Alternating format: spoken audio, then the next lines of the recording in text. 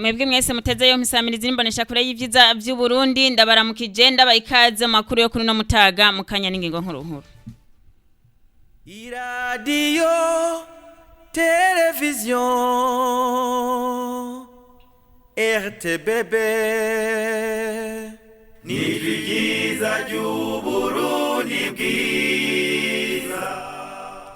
Françoise ndayishimiye karatuma amajwi abashikira Pascal Nende warugira akabagenda yabashikiriza sangwa ikaze akabagizwe n'ingingo nkuru zikwirikira ngo ntushobora kuba uwidegemvya usanzwe utunzwe no gusaba kandi ntushobora kwidegemvya utagira ubutunzi nkuko bivugwa n'umukuru w'igihugu cy'u Burundi muri ano makuru muraza kuvyumva mwidonido naye abakinyi b'amareresi bigiye guhinduka abakina batinziza uburyo vyararangiye bikaba byashikirijwe na Olivier Nzambimana arongoye urunani rw'abakinyi b'amareresi amakuru saya gusa turabwira n'ayandi mu kanya.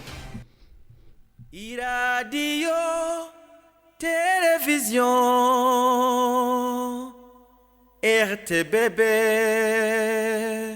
Nivigiza ry'u Burundi bwiza. Subiye kubaramutsa ndabikaze mwidonido ryano makuru ngo ntushobora kuba uwidegemvya usanzwe utunzwe no gusaba kandi ntushobora kwidegemvya utagira ubutunzi ivyo vyashikirijwe n'umukuru w'igihugu cy'u Burundi Evariste Ndayishimiye igitega ku mugwa mukuru wa politike hari kuri uyu wa mbere Mukakaro 2023 ariko hahimbazwa isabukuru igira 61 Uburundi bwikuki umukuru w'igihugu cy'u Burundi yasavye abarundi bose gutangura kwitegurira kuduza ubutunzi bamenye ko bikukiye ubu atawe barinda guhanga amaso umukuru w'igihugu yarashimiye abitanze kurusha abandi mu kuduga mu iterambere ry'ubutunzi muri abo hakaba harimwo umutambukanyi wiwe ya hamwe n'abashikiranganje babiri ujejwe inyubako n'uw'intwaro yo hagati mu gihugu iterambere rusangi hamwe n'umutekano. Kugwiza umwimbu gufasha mu iterambere no gukora hisunzwe amategeko niko kamo umukuru w'igisagara ca Bujumbura Jimmy Hatungimana yateye amashira hamwe yabikorera utwabo hamwe n'abadandaza bo muri ico gisagara yabishikirije kuri uyu wa gatandatu igenekerezo rya mbere Mukakaro 2023 mu birori byo kwibuka ku ncuro ya 31 Burundi bumaze bwikukiye. Jimmy Hatungimana yasavye abakozi ba leta gukora batiziganya bavavanure n'imvugo ngo akazi ka leta kicu wicaye n'abanyagisagara abasaba gushira mu ngiro akamo k'umukuru w'igihugu ko kwijukira ibikorwa umwe wese akoresha impano Imana yamuhaye. Abene gihugu mu ntara ya Bujumbura nabahamagarirwa kurima umuci korora inkwavu nibindi kugira baduze ubutunzi bw'igihugu kugira bazokwidegemvye vy'ukuri hari kuri uno wa gatandatu igenekerezo rya mbere Mukakaro 2023 mu birori vyo kwigina umunsi mukuru kwikukira ugira 61 Bonamatari w'intara Desire Nsengiyumva akaba yasomye ijambo ryarungitswe n'umukuru w'igihugu cy'u Burundi akaba yavuze ko abene gihugu bo kwijukira kubika amahera muri banki bavavanure n'ingeso yo kubika amafaranga mu nzu tumwumvirize. Kandi twongere twibukanye yuko dutegereza gukura amaboko mu mpuzu tukijukira ibikorwa nk'uko bishishikara kuvugwa. Rero muri kino gihe cyo muci dushishikara guhimirizwa kurima mu myonga hanyuma tukarima wa murima w'imetero 20 ku 10 kugira ngo tugwize umwimbu hanyuma dushishikaye kurwanya inzara. Ikindi dushishikara kwibutsa no kwitwararika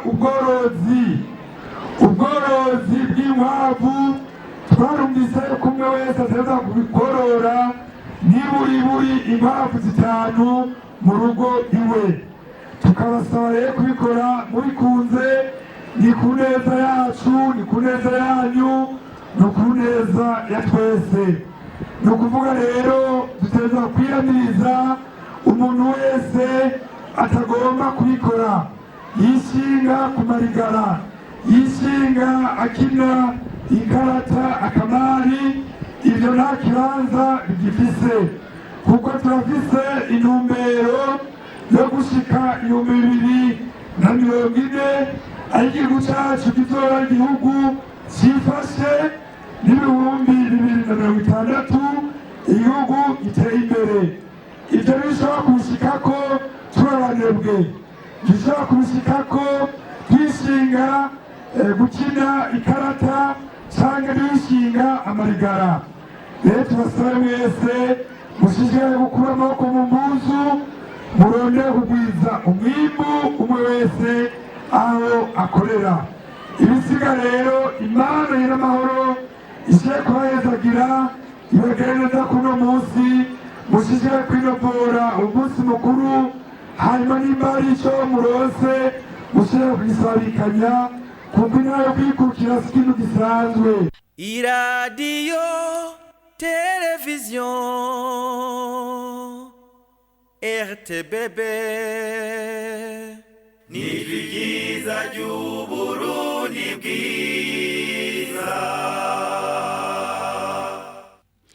Abakinyi b'amareresi bagiye guhinduka abakina batinziza uburyo vyararangiye. Vyashikirijwe na Olivier Nzambimana arongoye urunani rw'abakinyi b'amareresi Kosinebu, bagiye hamwe kugira bateze imbere umwuga kuri uyu wa gatanu igenekerezo rya 30 ruheshi 2023 i Bujumbura. Mu kiganiro abarongoye urwo runani rw'abakinyi b'amareresi bahaye abanditsi n'abamenyesha amakuru.